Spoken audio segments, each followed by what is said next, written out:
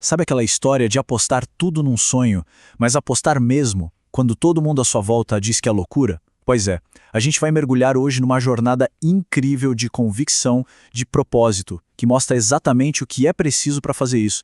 Olha só essa frase. As pessoas não querem dar um pequeno passo para trás para conquistar absolutamente nada. É forte, né?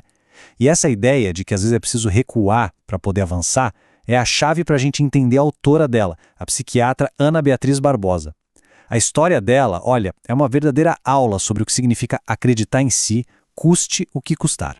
Então vamos começar pelo início. A história da Ana Beatriz, ela não começa com um plano de carreira todo certinho, sabe? Longe disso. Na verdade, tudo começou com uma coisa muito mais visceral.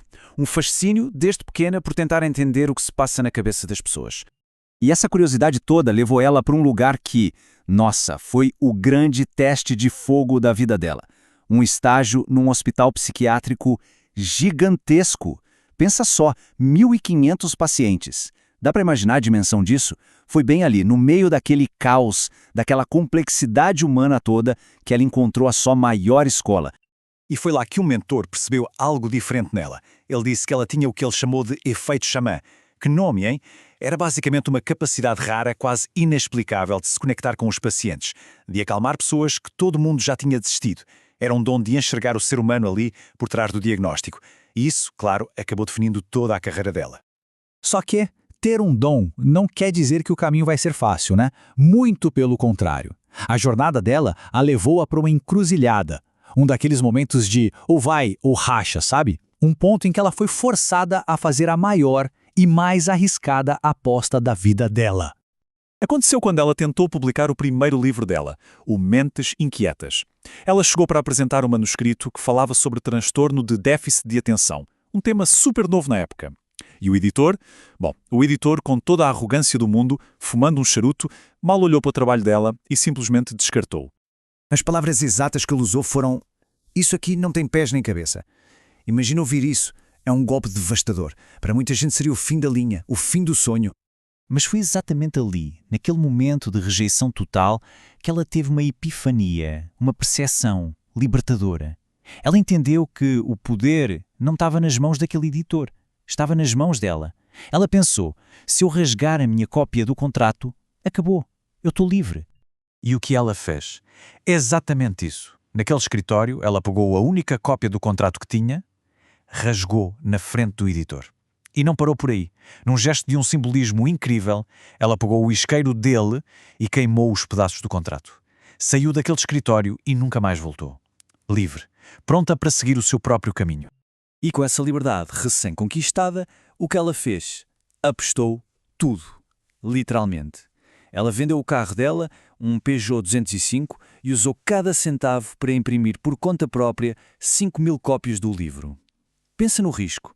Uma autora totalmente desconhecida investindo tudo o que tinha numa pilha de livros. E foi esse ato de coragem, essa aposta altíssima, que abriu o caminho para um ponto de virada. Sabe? Um daqueles momentos que parecem roteiro de filme de tão improváveis que são. E é aqui que a preparação encontra a sorte, de um jeito espetacular. Olha essa sequência.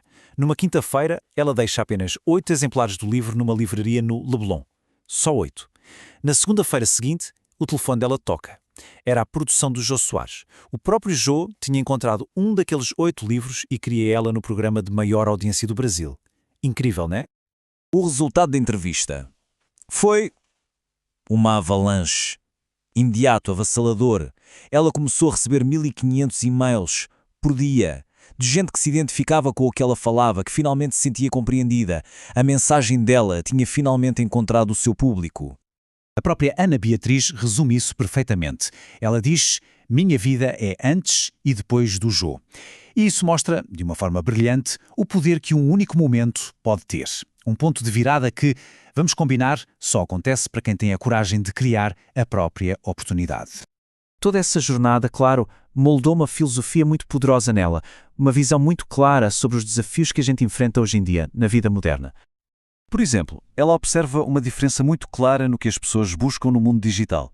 De um lado, no Instagram, por exemplo, é tudo muito rápido. É a busca por validação, por prazeres imediatos. Do outro, em lugares como o YouTube, ela vê uma busca por profundidade, por conhecimento. Isso reflete uma necessidade muito mais profunda da nossa sociedade. E esse é, basicamente, o diagnóstico que ela faz das nossas ansiedades modernas. Uma geração que busca validação constante, que preenche vazios com vícios e que, no fundo, tem muito medo de se arriscar de verdade, de voar, como ela diz, medo de fazer os sacrifícios que o crescimento exige. No fim das contas, a filosofia dela sempre volta para um ponto central: a conexão humana. Ela diz que medicina, por exemplo, é um ato de amor ao próximo. E que se a pessoa não gosta de gente, não adianta. Esse, para ela, é o verdadeiro antídoto para esses vazios da vida moderna. E a história da Ana Beatriz Barbosa termina então com uma pergunta. Uma provocação que fica no ar para a gente pensar. Olhando para a jornada dela, a pergunta é: qual é o carro que cada um de nós precisaria vender para investir no nosso verdadeiro propósito? Fica aí a reflexão.